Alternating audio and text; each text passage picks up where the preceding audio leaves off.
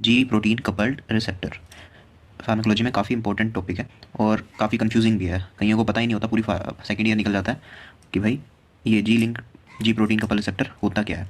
वो बस रट्टे मारते हैं लोग, तो रट्टे नहीं मारने, एक बार समझना है कि भाई होता क्या।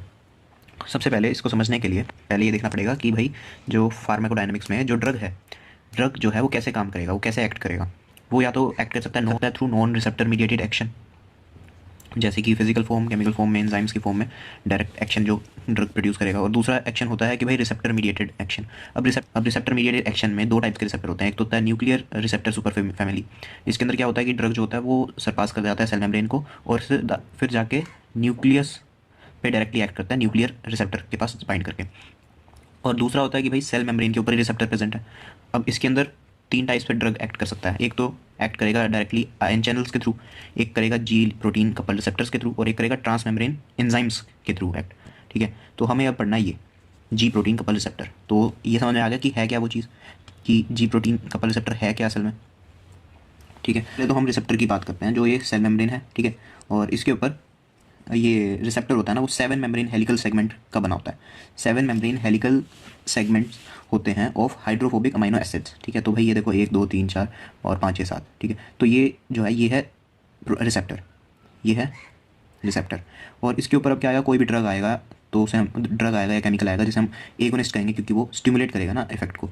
तो वो बीच में जाके बाइंड करेगा और इससे इफेक्ट प्रोड्यूस होगा और यहाँ से स्टिमुलेशन होगा जी प्रोटीन का। ये है जी प्रोटीन बाइंडिंग साइट, यहाँ पे जी प्रोटीन बाइंड करता है। तो अब इस पूरे को रिसेप्टर के साथ जब जी प्रोटीन बाइंड कर देता है तो इसको हम कहते हैं जी प्रोटीन कपल रिसेप्टर। अब जी प्रोटीन क्या होता है ना, वो हम जी क्यों कह रहे हैं इसमें, हम जी इसलिए कह रहे हैं क्योंकि ये जो प्रोटीन होता है ना वो जीटीपी एक्टिवेटेड प्रोटीन होता है, इस वजह से इसको जी प्रोटीन कहते हैं। और इसी से हम डेफिनेशन निकाल सकते हैं, ये है क्या, ट्रांसमेम्ब्रेन रिसेप्टर्स हैं जो कि through GTP activated proteins produce a particular response और कंट्रोल सेल फंक्शन। ठीक है, और मेनली ये कैसे एक्ट करते हैं, वाया 3 मैकेनिज्म से करते हैं, आयन चैनल से, एडिनाइल साइक्लेस से और फॉस्फोलाइपेज सी से, जो हम अभी आगे पढ़ेंगे। तो अब ये तो हो गया इसका स्ट्रक्चर रिसेप्टर का। अब ये वर्क कैसे करते हैं, अब ये काम कैसे करते हैं, एक्शन कैसे प्रोड्यूस करेंगे, कि भाई ये हो गई जीटीपी बाइंडिंग साइट, ये हो गया रिसेप्टर। ठीक है, यहाँ पे आएगा ड्रग, जैसे ड्रग आया तो फिर यहाँ पे क्या होता है, जीडीपी के साथ प्रेजेंट होता है जी प्रोटीन। इसके 3 सब यूनिट्स होते हैं, अल्फा बीटा और गामा। ठीक है, तीनों के तीनों एक साथ प्रेजेंट होते हैं और ये है इनएक्टिवेटेड फॉर्म।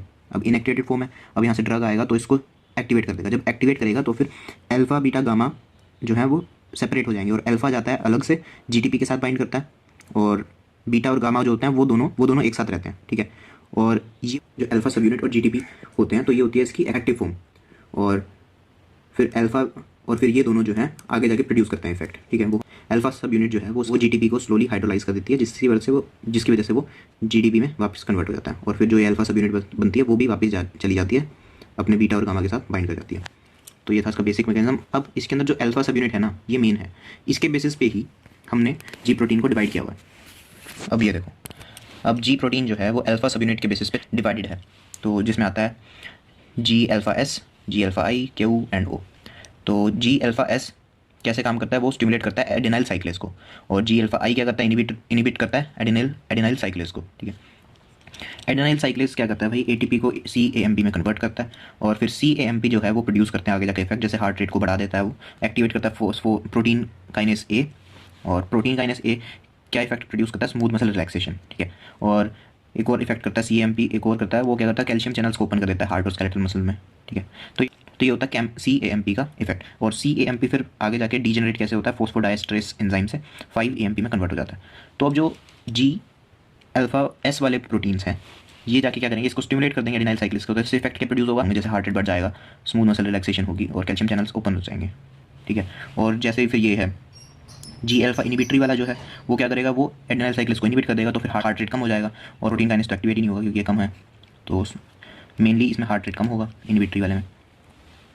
ये भी बाद में बात करेंगे आयन चैनल्स की। और फिर आती है बात जी अल्फा क्यू की। तो जी अल्फा क्यू क्या करता है, फोस्फोलाइपेज सी को एक्टिवेट करवा देता है। अभी देखते हैं फोस्फोलाइपेज सी का मैकेनिज्म ऑफ एक्शन, वो मैकेनिज्म। और जो जी अल्फा ओ होता है वो क्या करता है, कैल्शियम चैनल्स को इनिबिट कर देता है। सिंपल है, मेजरली हम इसमें ये इतना इंपॉर्टेंट नहीं है लेकिन पता होना चाहिए। और जो जी अल्फा क्यू है वो फोस्फोलाइपेज सी को एक्टिवेट करता है। जो सी का मैकेनिज्म देख लेते हैं एक बार। जो हमारी मेम्ब्रेन थी वहाँ पे फोस्फोलिपिड्स प्रेजेंट थे, अब जो फोस्फोलिपिड हैं वो जाके कन्वर्ट होते हैं IP3 में, इनोसिडोल फॉस्फेट 3 में, और डाइएसाइल ग्लिसरॉल में, और उसको कन्वर्जन में हेल्प करता है फोस्फोलाइपेज सी। ठीक है, अब जो ये वाले अब ये वाले जो प्रोटीन है जी अल्फा क्यू वाले, वो जाके एक्टिवेट करवा देंगे फोस्फोलाइपेज सी को, उससे कन्वर्जन होगा और प्रोड्यूस होंगे IP3 एंड DAG, डाइसाइल ग्लिसरॉल। अब IP3 क्या करेगा, वो सेल मेम्ब्रेन से हटके अंदर जाएगा सिस्टोल में और वहाँ पे कैल्शियम रिलीज़ करवाएगा, और जो डाइसाइल ग्लिसरॉल है वो मेम्ब्रेन में ही रहता है और वहाँ से वो एक्टिवेट करवा देता है प्रोटीन काइनेस सी को। प्रोटीन काइनेस सी को एक्टिवेट करवा रहा है। प्रोटीन काइनेस सी क्या करेगा, कैल्शियम कैल्बिड्यूलिन कॉम्प्लेक्स बनेगा, प्रोटीन काइनेस सी बनवाएगा, और उससे क्या होगा, मायोसिन लाइट चेन काइनेस जो है वो एक्टिवेट हो जाएगा। ऊपर था ना मायोसिन एक्टिन में, तो मायोसिन लाइट चेन काइनेस जब एक्टिवेट हो जाएगा तो फिर उससे क्या होगा भाई, स्मूथ मसल कॉन्ट्रैक्शन होगी। तो इन दोनों का कंबाइंड इफेक्ट यही होगा, स्मूथ मसल कॉन्ट्रैक्शन। और अब देख लो कि भाई ये प्रोटीन काइनेस सी जो था वो प्रमोट कर रहा था मायोसिन, वो एक्टिवेट कर रहा था, प्रमोट कर रहा था मायोसिन लाइट चेन काइनेस को, और प्रोटीन काइनेस ए जो है वो इनहिबिट करता है मायोसिन लाइट चेन काइनेस को। इसकी वजह से स्मूथ मसल रिलैक्सेशन होती है और इसकी वजह से और इसमें कॉन्ट्रैक्शन होती है। ठीक है, तो भाई ये था।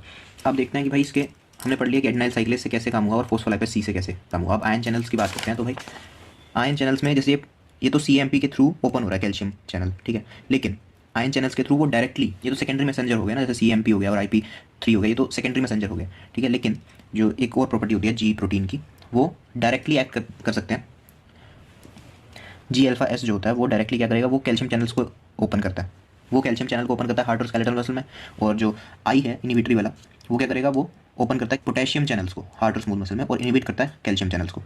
और जी अल्फा ओ भी यही करता है, ओपन करता है पोटेशियम चैनल्स को, और कैल्शियम चैनल इनिबिटर तो वो है ही, ठीक है। टाइप से इसका मैकेनिज्म ऑफ एक्शन हो गए एडेनाइल साइक्लेज के थ्रू, फोस्फोलाइपेज के थ्रू और आयन चैनल्स के थ्रू। अब जरा इसको इंटीग्रेट कर देते हैं कि भाई, अब जरा इसके एग्जांपल्स देख लेते हैं, ये इंटरेस्टिंग है कि इसका यूज़ कैसे होता है। अब ये तो मैकेनिज्म हो गया, अब ये आगे जाके फर्दर इसका प्रॉपर मैकेनिज्म कैसे होता है। अब जैसे ANS में हमारा एड्रेनर्जिक रिसेप्टर्स होते हैं, ठीक है, अल्फा बीटा। अब इसमें जो बीटा रिसेप्टर्स होते हैं ना, वो सारे होते हैं GS टाइप। GS टाइप मतलब कि वो CAMP को इंक्रीज़ करवाएंगे।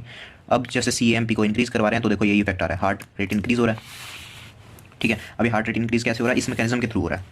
एडेनाइल साइक्लेज स्टिमुलेट हुआ, CMP बना और ये हुआ, ठीक है। तो एड्रेनर्जिक में बीटा रिसेप्टर जो है, बीटा रिसेप्टर्स जो हैं वो GS के एग्जाम्पल हैं, जी अल्फा एस के एग्जाम्पल हैं। जैसे और देखो स्मूथ मसल रिलैक्सेशन भी होगी फिर इसमें, हाँ ये देखो स्मूथ बीटा 2 एक्ट करता है, स्मूथ मसल रिलैक्सेशन को करता है, ठीक है। तो और ऐसे ही अब जैसे जी अल्फा आई है तो इसके एग्जाम्पल होते हैं मस्करेनिक रिसेप्टर में M2 रिसेप्टर, ठीक है। अब ये देखो जैसे